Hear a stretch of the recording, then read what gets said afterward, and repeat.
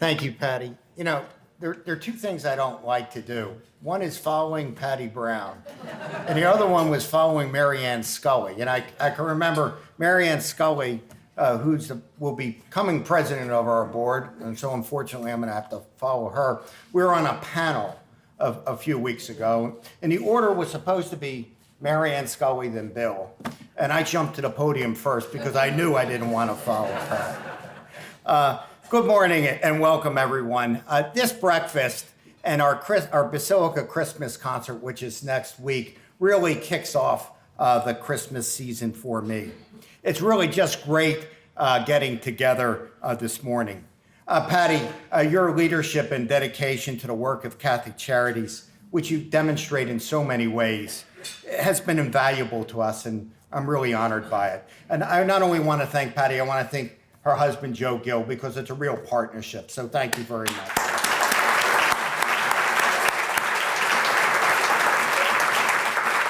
I too want to thank the Leadership Breakfast Committee that Patty recognized and listed in the program for their work, because this would not be possible without the Leadership Breakfast Committee and their willingness to ask and to bring others to this movement to improve lives.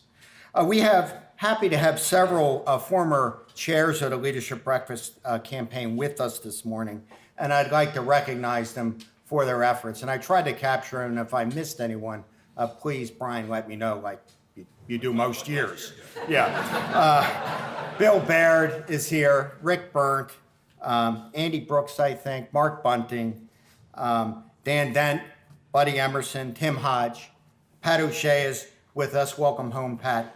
Oh, glad to have you with us. Brian Rogers, Abby Smith, and Joe Sullivan. Could they please stand up to be recognized?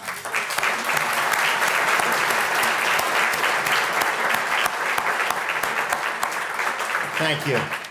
At this time, I just want us to remember a former president of the Board of Catholic Charities and former, I think, one of the founders of our Leadership Breakfast Committee, Bob Hecht, who passed away earlier this year. He was president of our board from 1982 to 1984, and really his imprint on the work of Catholic Charities continues today with the establishment of the Children's Fund and so many other things. So please keep Bob and his family in your thoughts and prayers. As I mentioned the other night, I had the privilege of knowing him. I must be getting old. 50 years I knew Mr. Hecht from when I was a young boy, and really had a profound impact on my life. I want to thank my friend Bill Stromberg for graciously accepting to chair the role for next year's campaign. Bill, again, is a former president of our board member, and Bill and Lisa have been so involved in the work of Catholic Charities, so thank you both.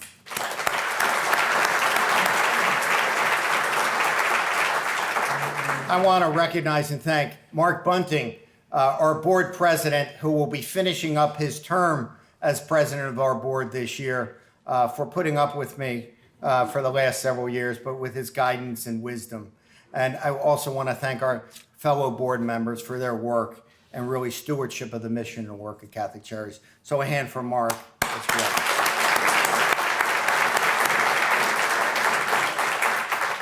I thank each of you for your generous support of our mission and work, and for being a part of our clients' and colleagues' journeys. Lives are improved and our community is made stronger because of your support.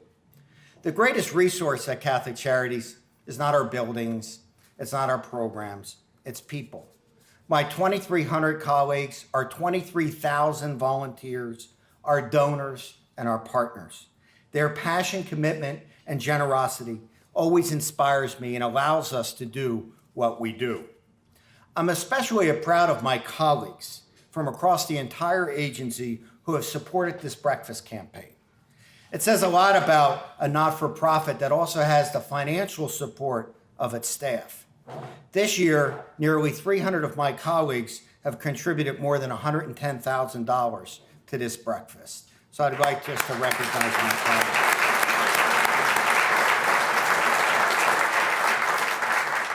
This year, we commemorate 3 special anniversaries of Catholic Charities.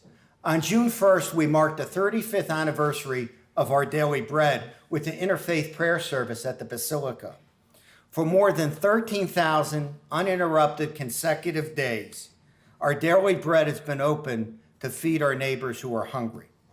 That is more than 7.5 million meals served by tens of thousands of volunteers. That's absolutely extraordinary. This past year in this dining room alone, 290,000 people were fed. This afternoon, from 10:30 after this breakfast to 12:30, 700 people will be fed. It's the 20th anniversary of Christopher Place as an employment academy this year. So for the past 2 decades, more than 1,000 men have moved from homelessness and dependence to being employed, living in the community, and independent. This year also marks the 35th anniversary of our senior housing communities. In 1981, Basilica Place opened up on Franklin Street with our first 200 apartments. Since the opening of Basilica Place, 23 other senior communities have opened. Catholic Charities has more than 1,800 apartments that's home to nearly 2,200 seniors. Our residents, the average income of our residents is $13,000. The average age is 77. 20% are over 85. And we have a waiting list of over 4,000 people to move into our communities. By now, you should have received our annual report entitled Journey. You'll share the journeys of our individuals as they navigate their unique paths and bring you along with them. Through the honest and moving stories in the report, you'll learn about compelling journeys that several of our clients and a long-term volunteer have taken. From Utah, a young student and a client of our school-based behavioral health services, to Bob Lee, a 20-year resident of Basilica Place Senior Community, from across our community to across the world. I hope their journeys take you on some place that's really inspiring to you. You'll also have at your place a trifold card which contains highlights and outcomes on information of the work of Catholic Charities has provided for the past year. Catholic Charities' history of institutional courage has led to the development of creative programming that has changed the lives of hundreds of thousands of people. We're able to adapt and evolve quickly to respond to the changing needs of people and our community. Your support for this breakfast really allows us to do this. Over this past year, we focused considerable attention and effort on job training and workforce development. This year, with several community partners, we opened a new workforce development center at St. Edward's in West Baltimore. St. Edward's is providing training, job placement, job retention, and other services that working families need. Among those services and through partnerships with the National Center on Institutions and Alternatives, One Jobs for Baltimore, and the Department of Labor, we currently offer a 12-week automotive service technician certification program. We have since trained and placed 40 individuals in careers in the automobile service space. The average starting wage is $15 an hour plus production bonuses. Our first cohort that completed that program in April are now averaging about $19 an hour plus production bonuses because the additional certifications allow people to earn more money. So creating jobs and opportunities for people to meet the needs of the workforce is really a primary goal. And we are working and looking at other training opportunities to meet the needs of the local workforce as well. Our colleagues at the Esperanza Center were thrilled to recently dedicate a new building on Baltimore Street that will house and allow us to expand our work with victims of human trafficking, family reunification services, and programming for unaccompanied youth. This building was a generous gift from the board of Food for Thought, and I see Father Levitt is here from Food for Thought, and which is an after-school program and a nutrition program for Baltimore students.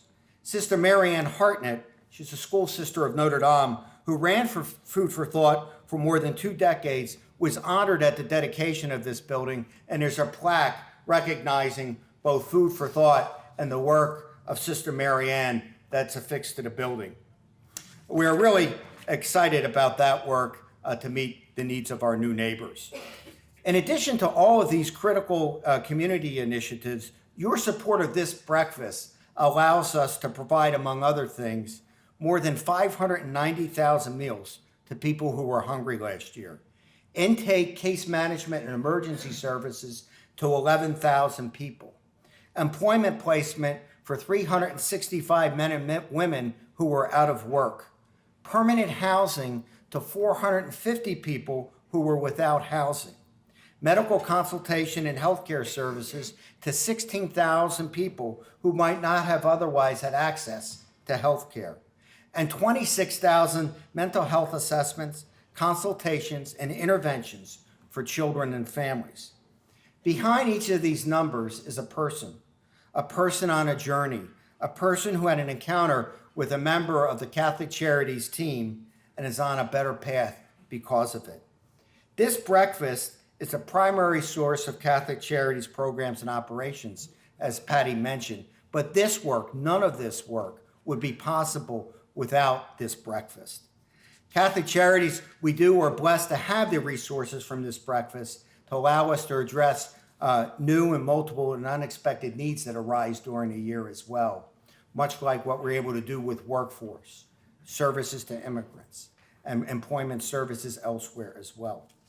So being part of this mission to me is an incredible gift. And as we do this work throughout Catholic Charities, one person at a time, something extraordinary happens.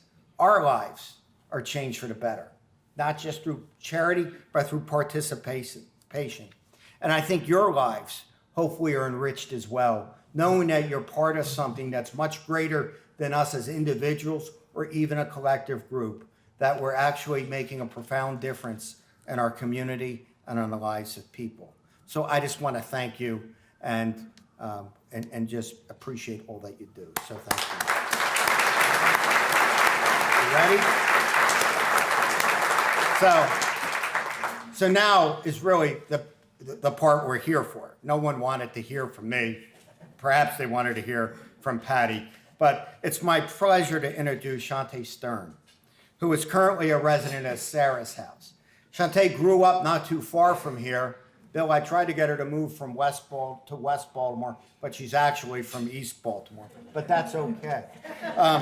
Sarah's House, for those who don't know, is a supportive housing program offering emergency and transitional housing with an array of other services for homeless families in Anne Arundel County.